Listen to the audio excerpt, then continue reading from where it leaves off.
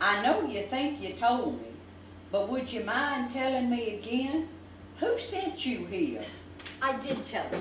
Okay, the organization I volunteer with, Hospice. We're a team of professionals who come into your home at this very special time. Let's see, a doctor, a nurse, a social worker, volunteers like me.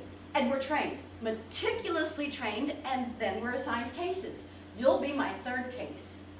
But just what is it you do? Well, we try to help people who are like you and, well, your doctor said he explained your condition to you. You mean that I'm dying? Sure, he told me. Said I got a few weeks. Ain't no doctor gonna tell me I'm dying. Oh, it's perfectly natural to deny it at first. In fact, there's a whole series of steps. Deny? Deny I'm gonna die? Honey, when you 90 years old, death don't come as no surprise.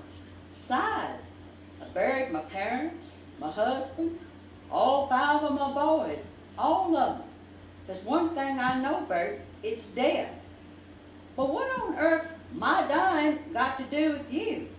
Well, I just want to help. Help me what? Die? In a way, yes. Well, it's a new one on me. Perfect stranger shows up at my door, says she wants to help me die. Far as I know, that's the only thing in the world we got to do all by ourselves. Oh, yes, of course, but we've learned how to, well, to manage it. With all the drugs we have today, there is no need for pain or discomfort. So you say you've done this before.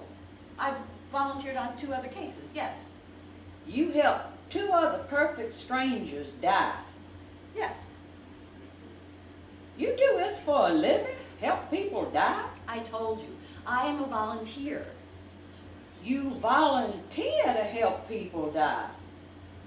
Is this some sort of Yankee custom I never heard about? Why are you making this sound so ridiculous? You know, you are a perfect example of what hospice is all about.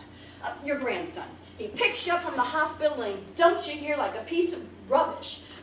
You can't get anything to eat, anything to drink, and you have no one to turn to if you need help. And believe me, Mrs. Stiles, you are going to need a lot of help. So even if it's only 4 hours a day, a woman in your condition should not be left alone. But I ain't alone. The good Lord's here with me. Oh, right. And just where was the good Lord all day long when you needed help to go to the bathroom? He sent me somebody to help. He sent me you. I just didn't recognize you at first. Mrs. Stiles, this pamphlet from Hospice, it has several stories about women just like you. Won't you please read it? I don't think so. Why? In the first place, I ain't interested. And in the second, well, we just leave it at the first. Mrs. Stiles, you don't, do you? Oh, that explains everything. I'm afraid I don't. Oh, there's no reason to be ashamed. Lots of people can't read. But why didn't you just tell your doctor? He thought you were Ignorant? Well, I didn't grow to be 90 years old by being ignorant.